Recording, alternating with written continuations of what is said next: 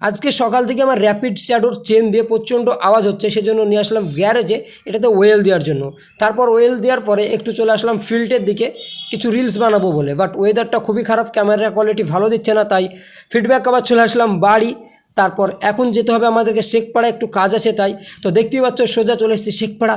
এখানে আসার পরে র্যাপিড শ্যাডোর গার্লফ্রেন্ড পেয়ে গেছি গাইস, দেখতেই পাচ্ছ একদম গার্লফ্রেন্ডের পাশে কি সুন্দর মানাচ্ছে। ওয়াও, আমারটার নাম তো র্যাপিড শ্যাডো, ওর নাম কি জানি না, ওনার ছিল না, নাহলে জেনে নিতাম। ঠিক আছে, তারপরে ফ্যানের সঙ্গে দেখা আসছে, একবার হাই বলে দিল, তারপর বললো ভ্লগে একটু নাও, তো বন্ধুকে ভ্লগে নিয়ে নিলাম। তারপরে এখান থেকে আমরা চলে গেলাম সোজা রানীনগর বাজারে। রানীনগর বাজারে কেন যাচ্ছে সেটা তোমাদেরকে যেতে যেতে বলছি গাইস। তো শুনেছি এখানে নাকি পার্ক হচ্ছে, ঘটনাটা কি সত্যি সেটা জানি না। তারপরে রানীনগর বাজারে আসলাম এই দোকানটায় একটা গ্যাজেট কেনার জন্য। এই গ্যাজেটটা থাকলে ফোনে চার্জ দেওয়া হবে। হান্টার 350-তে কোম্পানি থেকেই দেয়, বাট মোবাইলটা রাখার হোল্ডারটা